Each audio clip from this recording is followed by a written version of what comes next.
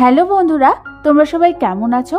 আজকে আমি তোমাদের সাথে শেয়ার করব পাউরুটি আর দুধ দিয়ে তৈরি একটা দারুণ স্বাদের মিষ্টির রেসিপি। এটা কিন্তু তোমরা বাড়িতে খুবই সহজে খুব কম সময়ের মধ্যে বানিয়ে নিতে পারবে, আর এর স্বাদটাও হয় কিন্তু দুর্দান্ত। তাহলে চলো আর দেরি না করে এটা বানাতে কি লাগছে সেটা দেখে নিই। আর আমি সুস্মিতা তোমাদেরকে আমার চ্যানেল ইয়ামিরস বাংলাতে স্বাগত জানাই। এই মিষ্টি বানানোর জন্য প্রথমেই আমি এখানে নিয়ে নিয়েছি 8খানা পাউরুটির স্লাইস। এবার আমাদের পাউরুটির ধারগুলোকে ছুরির সাহায্যে এইভাবে কেটে নিতে হবে।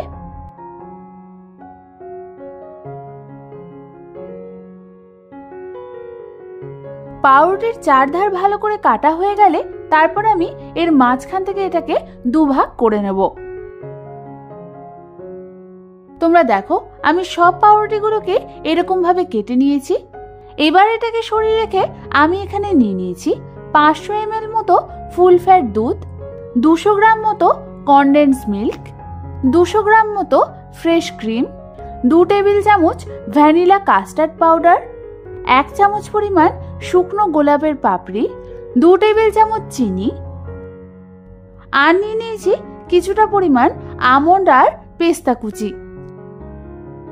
এবার আমি গ্যাস জ্বালিয়ে একটা কড়াই বসিয়ে দিলাম আর তার মধ্যে 500 ml দুধটা আমি দিয়ে দিলাম। কড়াইতে দুধ দেওয়ার পর তার থেকে আমি 2 থেকে 3 হাতা দুধ তুলে নিয়ে সেটা আমি দিয়ে দেব কাস্টার্ড পাউডারের মধ্যে।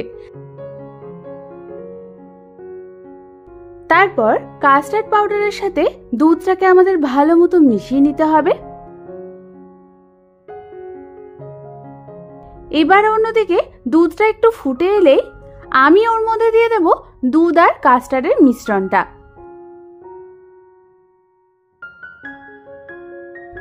ভালো মতো নাড়াচাড়া করে নিয়ে আমি এর মধ্যে দিয়ে দেব 200 গ্রামের অর্ধেকটা পরিমাণ কনডেন্স মিল্ক।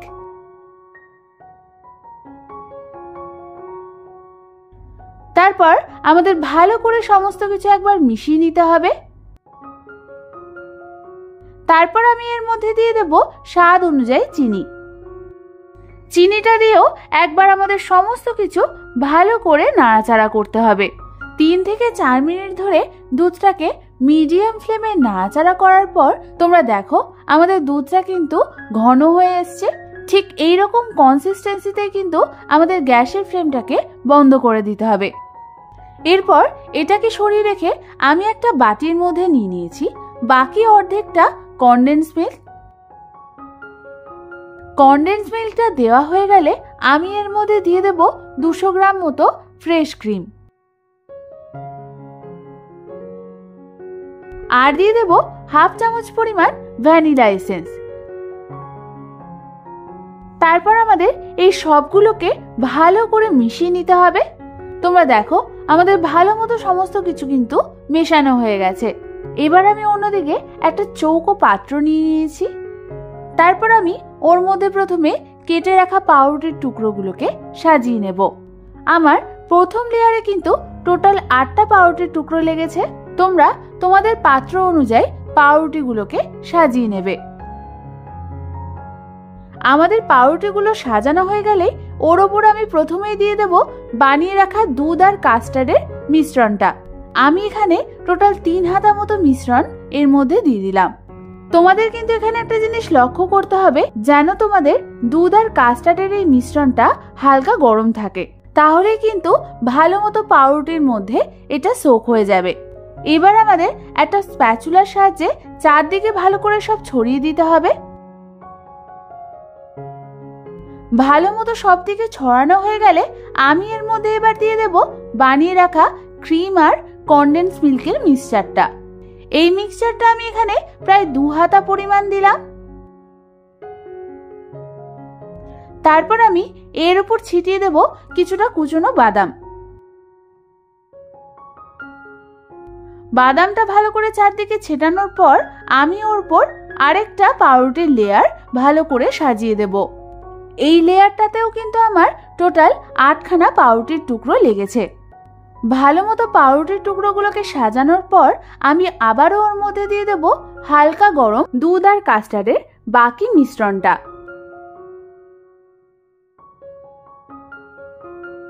তারপর আমাদের এটাকে ভালো মতো চারদিকে ছড়িয়ে দিতে হবে। একবার ভালো করে সব দিকে ছড়িয়ে নেওয়ার পর আমি ওর উপর দিয়ে দেব বাকি ক্রিম আর কনডেন্স মিল্কের মিক্সচারটা।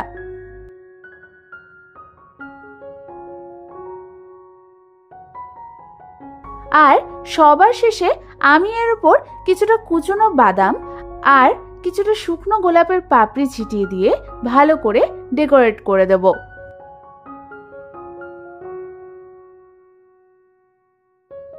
এবার এটাকে আমাদের ফ্রিজে ঠান্ডা হওয়ার জন্য রেখে দিতে হবে 3 থেকে 4 ঘন্টার জন্য।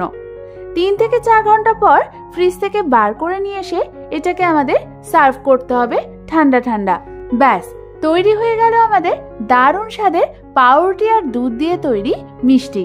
এই পাউরুটি দিয়ে যে এত কম সময়ের মধ্যে এত দারুণ স্বাদের একটা মিষ্টি বানানো যায় সেটা তোমরা বাড়িতে না ট্রাই করলে কিন্তু একদম বুঝতে পারবে না। তাহলে আর দেরি না করে যে কোনো দিন বাড়িতে এটা ট্রাই করে ফেলো আর আমাকে কমেন্টসে অবশ্যই জানিও কিন্তু কেমন লাগলো। রেসিপিটা ভালো লাগলে একটা লাইক করে দিও আর এরকম ভালো ভালো নতুন নতুন রেসিপি পেতে হলে নিচে থাকা সাবস্ক্রাইব বাটন প্রেস করে আমার চ্যানেলটাকে ঝটপট সাবস্ক্রাইব করে নাও। আজ তাহলে এ পর্যন্ত, আমি আবার চলে আসবো তোমাদের কাছে নতুন কোনো রেসিপি নিয়ে।